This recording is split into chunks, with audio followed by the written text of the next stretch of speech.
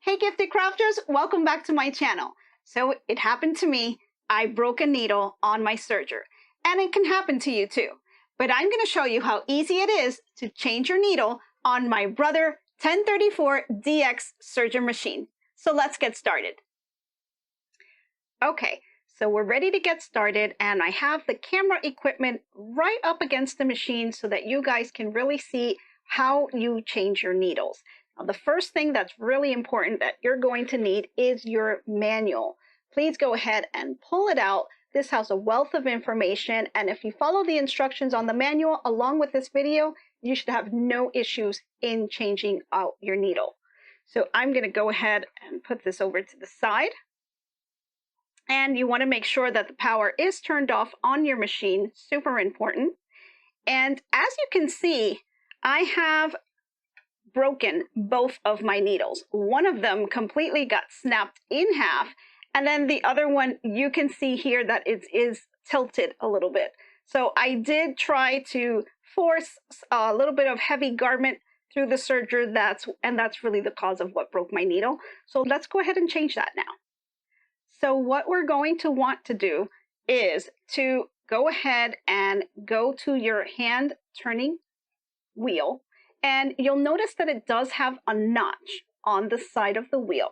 You want to align that notch with the line on the machine itself. So go ahead and turn that so that you have an L shape. Okay, you want to make sure that that is lined up appropriately. And then we will come over to the needle itself. Now, one thing that gets a little confusing on the manual is when you're looking to find out where the holes to unscrew it is. Now, it was a little confusing because when you first look at it, you see these two silver screws that are in here.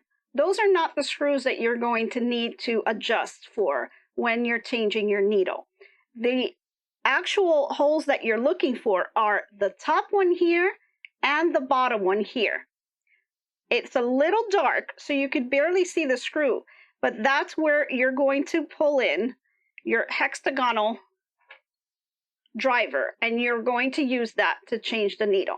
Now, one little tip that I have for you, being that the needles are so small and this is such a tight place, I am going to use a piece of paper to try to prevent the needle from falling inside the machine. And the way I'll do that is kind of just adjusting it here by lifting the presser foot just slightly and then putting it back down.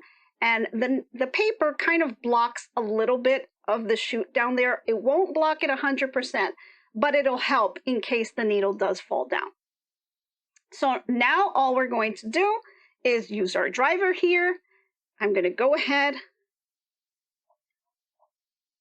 and take it out. Now I'll just put my finger to have a little bit of pressure onto the needles. You're going to want to hold it just to make sure it doesn't fall. And then just turn it to your left. Remember, lefty loosey, righty tighty. And as you do that, you'll see that it did fall, but because I have the piece of paper on here, it did not fall inside the machine. So I can now go ahead and grab that or slide it to the back. And I've gone ahead and taken off my first needle. So I'm going to set that over to the side, grab the driver again, put my finger up against the needle, and I'm going to go ahead and again turn it to my left.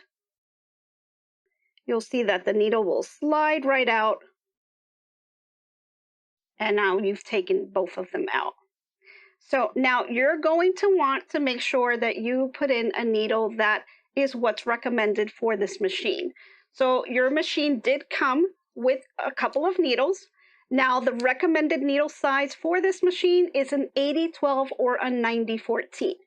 Now there's tons of brands that are out there. I tend to use Schmeck, but there's also all other types of brands that are out there. Just make sure that you're using the appropriate size for the project that you will be working on. So I'm going to go ahead and grab my needles now. And you're going to want to start with the needle that is on my right hand side. So you're starting on this side first. Once you've put this needle in, then you'll be working on the left hand side, which is my left. Okay, and the reason you're doing that is because it's such a tight space, it is difficult to kind of get in there. So if you do it in this order, it makes it a lot easier. Okay, so now I'm going to go ahead. I'm going to grab my driver and my needle. You're going to want to look at the flat end of your needle. That flat end should be facing the back of the machine. The rounded edge is what goes towards the front of the machine. So let's go ahead and adjust the needle here. I'll go ahead. It is a very tight space, so sometimes it's difficult to get in here, especially if you have big fingers. If you have little fingers, that might help. So once you have it in there, you're going to try to push it up as far as you can. And when you have it as far as you can get it, then you're going to take your little driver and you're going to go ahead and screw that back in. Hang on. The needle's kind of slipping through my fingers here, so here we go. And I'm going to be turning this now to my right. And you'll almost kind of feel when you're getting towards that end, because you feel the needle itself kind of aligning up there as you screw it in pretty tightly. So you can see it's very well in there now. And now I'm going to go ahead and I'm going to take my second needle. And that's the one, again, that you're going to be putting on the left-hand side. And again, you're going to take the flat part of the needle and you're going to face that towards the back.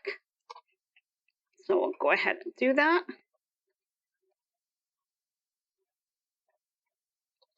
Might have to grab it with my other hand since it's kind of sliding. There we go. Again, turning it to my right. Nice and tight. So now that I've gotten them both in here, I'll go ahead and just give it one more little tightener. There we go. So there we have it. Now you'll notice that there's one needle that is slightly higher than the other. That is completely normal. They do not need to be the exact same height. If you see them in the exact same height, you probably did not push the needle all the way up. So one thing you'll notice, there is a tiny, tiny little gap. And you can see the needles coming up. And so you'll notice if you push them all the way up and you look towards the bottom, one needle will be slightly higher than the other. Okay, and that's how you'll know that you did it correctly. So there you have it. You've now changed the needle on your Brother 1034DX machine. Pretty simple, not too difficult to do if you take the right steps. So I hope you enjoyed this video, and if you'd like to check out some of my other tutorials, please check out the playlist. Thank you so much for joining, and I hope to be crafting with you soon. Bye!